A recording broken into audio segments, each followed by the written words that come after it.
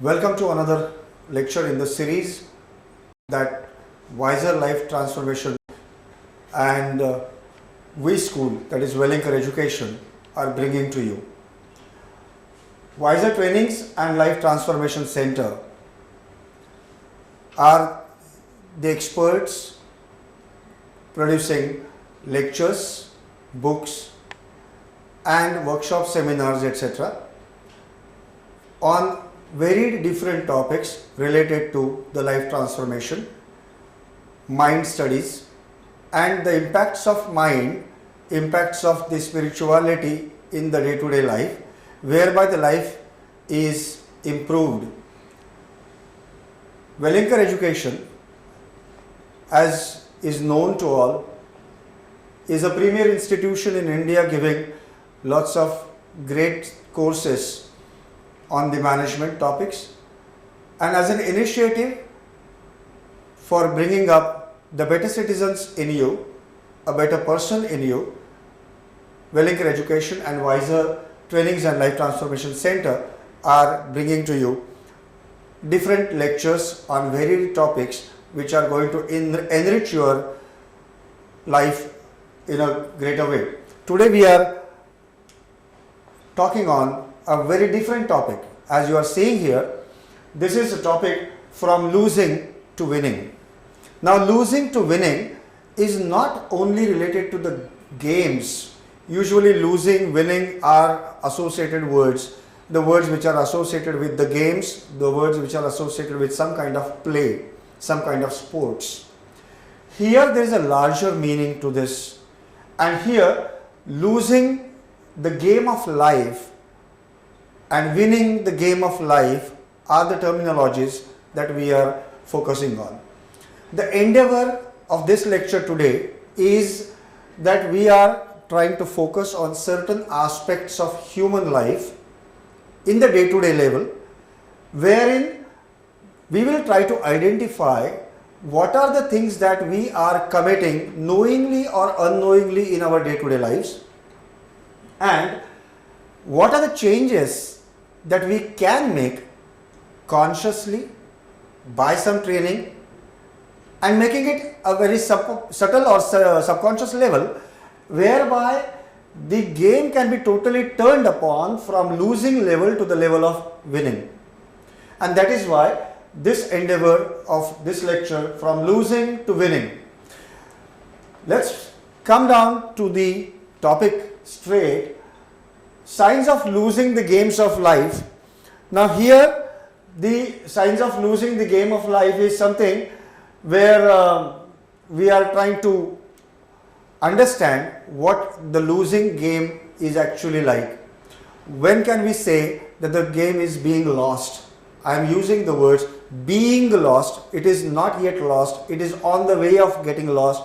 It is on the way of not winning, and that is why if we can identify exactly at that point in time where we are about to lose that game, then we can necessarily make some changes in ourselves. Why changes in ourselves? Because we can change only ourselves. We cannot expect the society around us, or we cannot expect the people around us, or we cannot expect the colleagues around us. We cannot expect any of them to change. It is we who can change, and therefore I was saying that if I understand where am I losing this plot, this game of life, then I can actually correct at that point in time and convert it into a winning level. Now, the signs of losing the game of life are: 1. You usually have an inadequate sleep. Now, what points I am taking you through are not the whole or exhaustive list of points. These are quite indicative ones. There could be many more like this, but most of these are covered here so that you will at least have a fair idea what are the signs of losing the game of life. Now, you usually have an inadequate sleep is somewhere, see, sleeping times vary from person to person. I understand, and you also know it very well, that sleeping times change because of your schedule of the day, your schedule of your job, schedule of your work, schedule of your business, your personal schedules on the vacation day or the holidays. All these schedules make a different timing every time, but it is always advised that you should ideally sleep in and around the same time every day and also get up in and around the same time every morning. But even then, this most of the times remains only in the theory. In our practical life, it doesn't happen so. So some plus and minus is something what is expected in everybody's life. That is fine. I'm absolutely okay with that. But when I say usually have an inadequate sleep, it means that your body requires somewhere around say 4 to 6 hours of sleep normally, but you feel that is still not normal, then probably you will try for 5 to 6 hours of sleep or 6 to 8 hours of sleep. One fine day you will be assured that okay, I can sleep for 6 to 7 hours and then my body helps me in the whole day, supports me in the whole day for day-to-day activities that I am performing. If this figure of 6 to 7 hours, which is now crystallized, suddenly comes down to 4 hours, what will happen? You will feel irritated, you will feel headaches, you will not have concentration in your day-to-day work, maybe you will commit some mistakes, maybe because of irritation your anger will come up, maybe your answers will not be very responsive, you will become reactive because of that. All these are indirectly the signs of losing the game. That is why the point taken here is usually you have an inadequate sleep. If the word usually is understood well by you, then usually inadequate sleep in the sense that once in a while is okay, but normally you are all the time, every time, almost all the time getting inadequate sleep, then it is a great sign that you are losing the game of life. We'll understand the concept in detail later on, but still we'll go on the points. Constantly criticize or insult self. Now, how will somebody insult self? Normally we have talked about, heard about the insulting somebody else or somebody else insulting us. Now here we are talking about insulting self, or insulting self is happening because we are criticizing self. Many people I have come across in my professional career where people keep saying that, sorry boss, that's not for me. I cannot win. I can't be promoted. I am not that good. I can't be successful as Mr. X or Mr. Y. These are all negative talks about self. We are constantly criticizing, I am fat, I am thin, I can't work faster, I can't run faster, I can't write faster, I can't type faster, I cannot take decisions very fast. Each time we are constantly criticizing, we are actually sabotaging our own interest. We are insulting ourselves. Buy things that you do not afford. Many times I have seen some shopaholic people who go to the mall, carry some money, or many times not even having money but credit card, and they just buy many things which are actually not needed by them, which probably is their just spirit of thought which makes them buy those things. When they buy, they think it's necessary for them. When they come back, then they understand that this is perhaps I could have avoided. They might have avoided that, but still they are buying it. It's just because at that point in time they don't understand that whether it is necessary for them or it is not. Constantly replay the past in mind. Have you ever come across people who are not in their present moment, who are either futuristic in their talks, what will happen, it will happen, what shall happen, always looking into the future. But more than that, there will be many people who will be constantly dwelling into the past. They will always be talking as what was there, what I have been in the earlier organization, what authority I was enjoying in the earlier organization, what kind of work I was enjoying in the earlier organization, what kind of importance I had in the earlier company, what kind of affection I was receiving from my colleagues in the earlier company, how my earlier home was better than the current one, how my earlier vehicle was better than the current one. Always they are talking about the past things. They are never present in the present time. If this is happening, it means that perhaps you are looking back into your life so much so that you are losing the track of your present time. And that is something not advisable. Not good, because one who doesn't remain in the present, one who dwells all the time in the past or sometimes dwells only in the future, is not going to create anything worthwhile. Then not creating worthwhile also indicates that we are losing that game. We are not winning that game. Let's go to the next one. Next point says that constantly worry about the future. As just mentioned, that some people dwell in the future as well.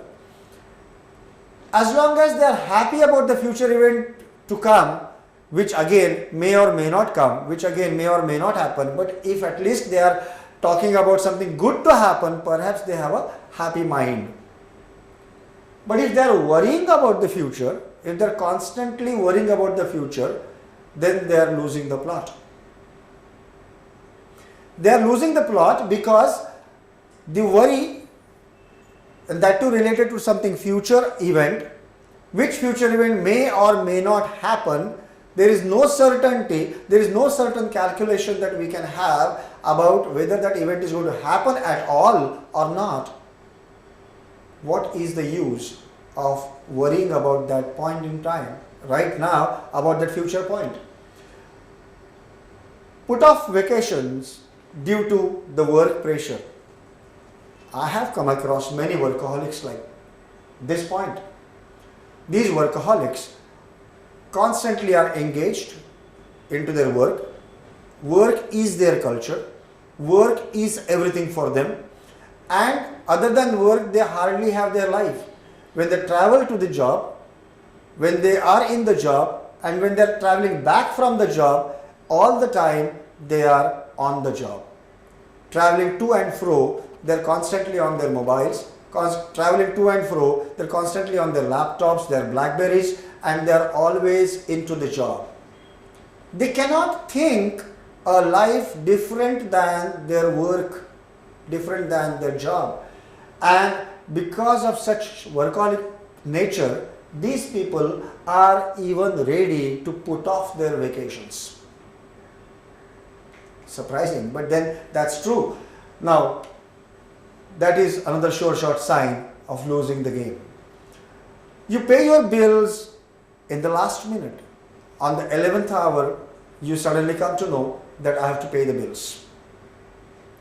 Now, why can't somebody, knowing very well that approximately this is the time of the month when my bills are generated for my credit card, when my bills are generated for my mobiles, when my bills are generated for my residential basic phone, these are the times when my newspaper person is going to ask me for the bill. This is the time when my milkman is going to ask me for the bill. When you know it's somewhere around 1st to 3rd or 1st to 5th or 1st to 10th of the month, then why can't we keep the budgeted amounts ready by that time so that we can issue the cash, we can issue the check, we can make the payments of the bills?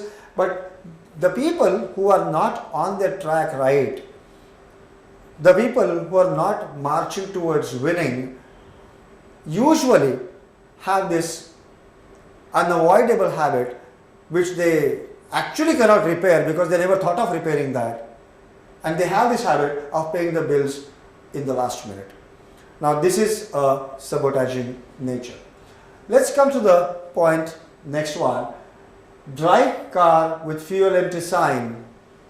Now there are many people I have seen that they are driving the vehicle for long kilometers. They are going far away from their residential place, and every day they commute to the office, to and fro. The fuel gauge shows that the fuel is getting emptied liter by liter, but then once they hit that red mark, probably once the bulb is on, probably where the red mark is also almost halfway through, then they suddenly panic whether I'll be able to reach my office before the fuel empties fully, or whether I will have the petrol pump in between, whether I'll have the fuel pump in between where I can fill the fuel. They are worrying, they are sweating, they are constantly in the tensions what will happen. If this is properly taken care of, the fuel tank is halfway empty, just fill it. Why wait till it shows the red sign? The fuel tank is nearing empty. Wherever it's possible, the nearest petrol pump, nearest diesel pump, just go there, fill the fuel and go. Why are you unnecessarily sweating? This kind of attitude is taking you nothing but towards the losing game of life. The working for long hours, but that too unproductively. Ideally 2 plus 2 is equal to 4. This kind of attitude will tell us that if you work for longer hours, you should be producing more. But considering the physiology of the person, considering the psychology of the person, considering the practical aspects of life, it is not possible in life to have 2 plus 2 is equal to 4 all the time. If your work starts at 9:30 in the morning, you work normally till 5:30 in the evening, and suppose you work today for 2 hours more, you are not going to proportionately produce more productivity.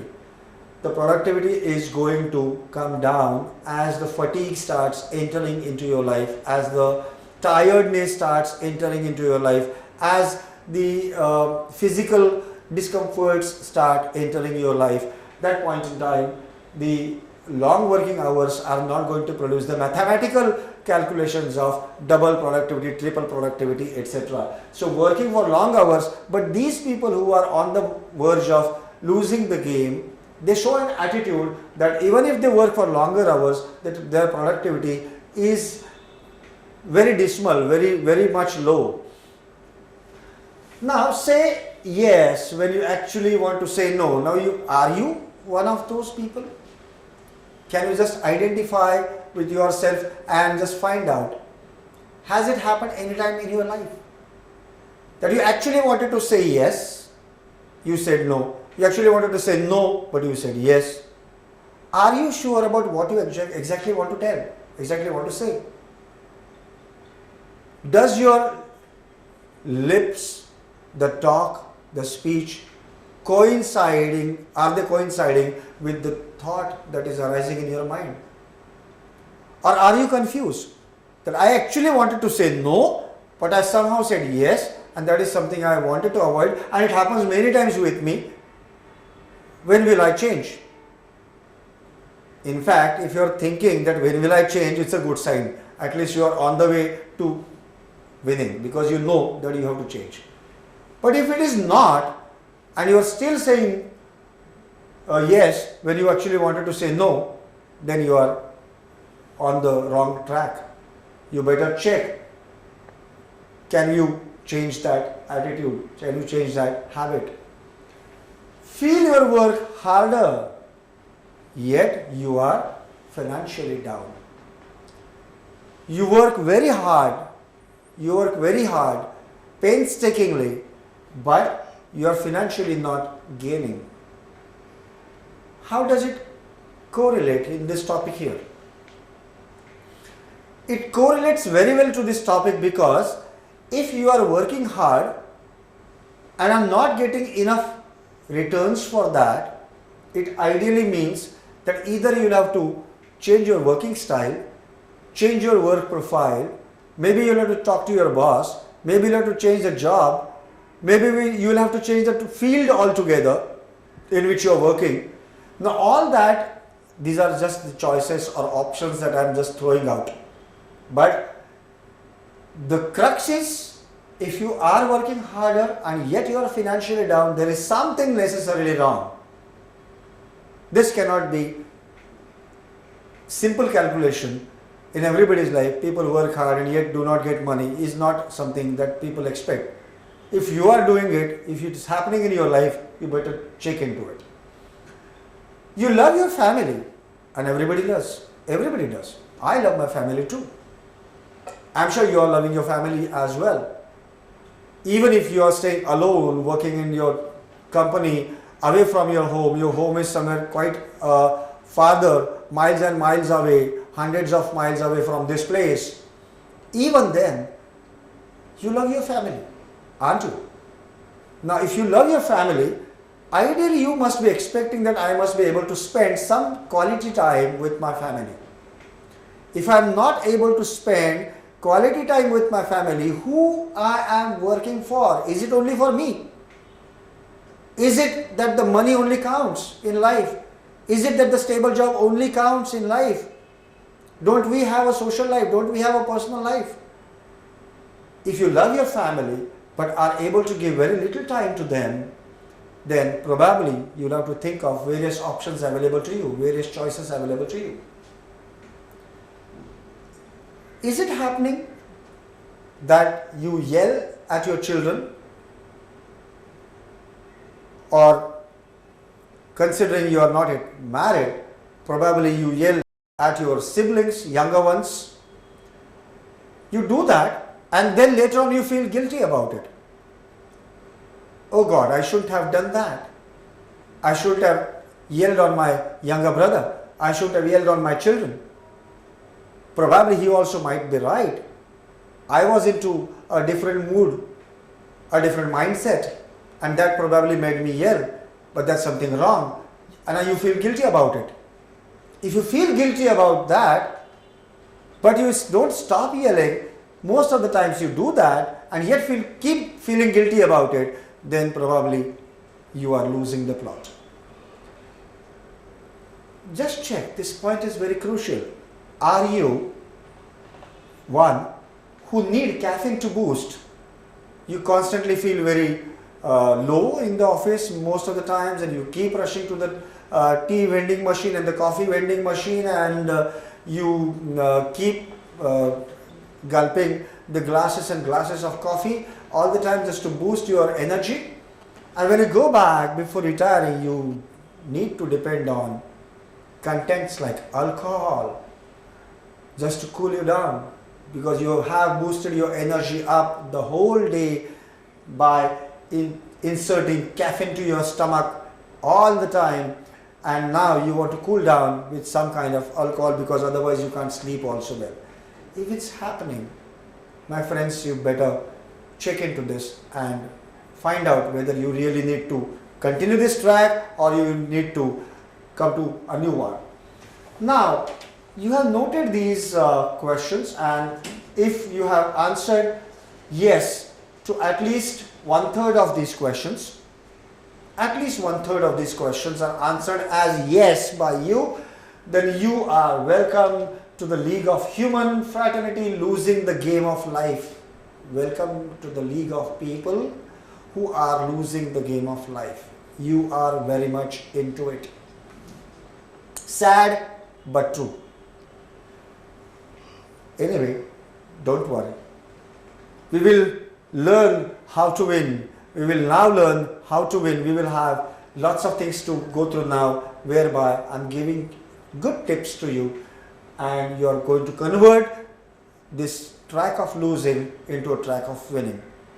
The goalpost is not a losing goalpost, it's going to be a winning goalpost now.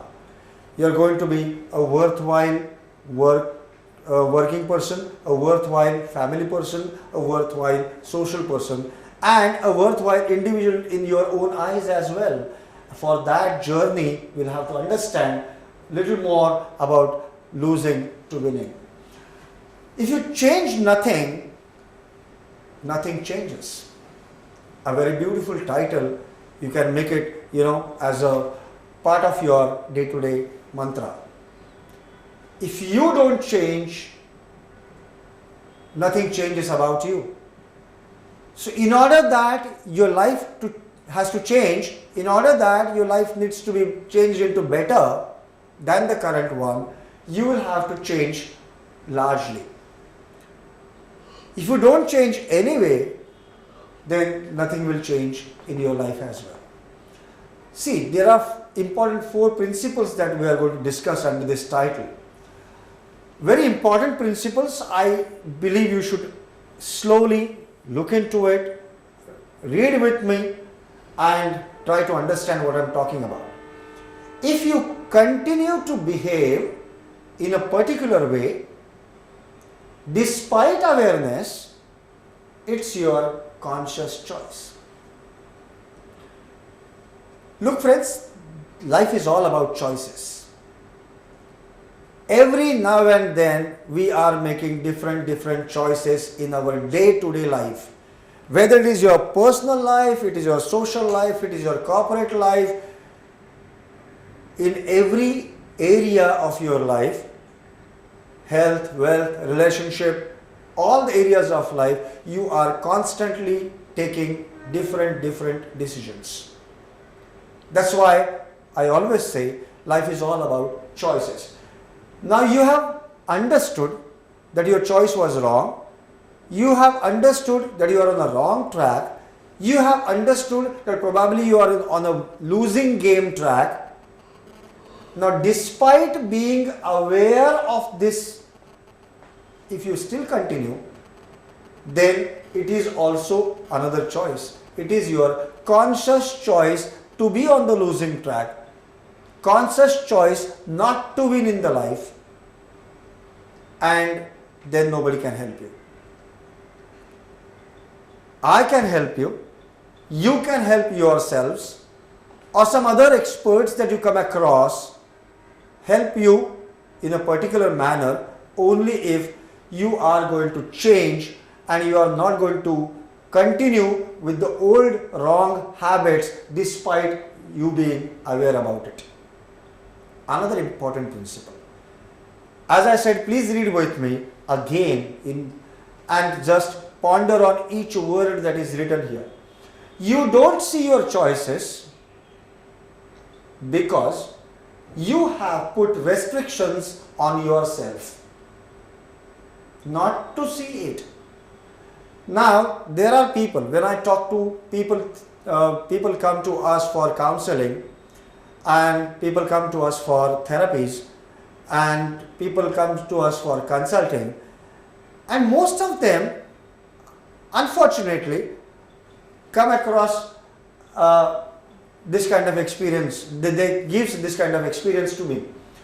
They say that whenever I suggest them that ideally you should change your path, ideally you should change your track, you should have different choices, better choices, have some different thinking. They say that what can I do, boss? In this case, I don't have any choice. This is something not in my hands. If my boss is not behaving well with me, if my father is not behaving well with me, if my friend is not treating me very well, what can I do about it? It is he who is wrong. Because we are always right in our own eyes. We are never wrong. If others are right and we are wrong, there is a guilt coming in. We are always right, others are all the time wrong, then we are again on the wrong path that we are not going to improve. Either it is guilt or it is non-improvement. Both are wrong tracks. Now here you see that there are no choices, but I see there are choices available. I see that you have choices. You are telling me that there are no choices, but I see that there are choices. I see them because I can look at it as a third person. I see them because I can look at it in a very different manner. I can think out of the box. If you also can do that, then probably you will also see your own different choices available to you. You do not want to see it, that is why you are saying you don't have the choices. Third important principle, again read in mind along with me. You feel as not having choices because you do not like your choices. Now in the second point we saw you don't see it, that is why there are no choices according to you. But I can see it, that's why I say there are many more options and choices available. In this point there is a thin difference. There it is not to see, and here you don't like to see. Now you have seen that there are options available. You have seen that there are choices available. But most of them are something that you do not really like. Consciously, you want to hide those away. Consciously, you are not willing to think of those choices. So once those unthinkable choices are discarded, what remains is no choice. And that is why probably you are answering that there is no choice. Let's understand the fourth principle. And again, read it along with me in your mind, word by word. You go off track because you are looking for an ideal solution. I think ideal word is the one which has got a dictionary meaning perhaps. And certainly yes. But ideal is something which I have never found in my life. Because ideal, according to me, may not be ideal in somebody else's eyes. What you think as ideal, probably somebody senior to you might think quite an improvable area, and he will put some different benchmark before your eyes, say that this is something ideal, not what you are talking about. Something not as experienced as you might find your ideal thing as something not achievable and therefore not ideal. Ideal is a changeable context-wise, it changes. Now, if you are looking for the ideal solution, which is like a horizon, as you walk and walk and walk towards the horizon, the same distance that is there now between you and your horizon keeps maintaining itself. When you walk 10 miles farther towards horizon, probably the horizon also goes 10 miles away from you. The ideal situation, the most perfect situation, is something which is actually a misleading thing, which is not achievable. So ideally what you should do is, what is best thing possible at this point in time, at this present moment, what is best for me, that is something I will do. Whether it is ideal or not is what I will not bother about. I will strive to do my best, I will give my best at this present moment, whatever is possible to me. If that is the thing in your mind, that is the goal, then you will have many choices. Then you will have many options available. And if you don't see that way, if you don't see the practical aspect of it, if you still go on having the ideal solution, then you are going off track. Then you are probably off track, means not on the track of winning. You are on the track of losing and you are off the track of winning. Therefore, if you change nothing, nothing changes. Maintain these four principles. Whenever you do anything in your life, keep these things in your mind and take a practical view and practical action in your day-to-day life.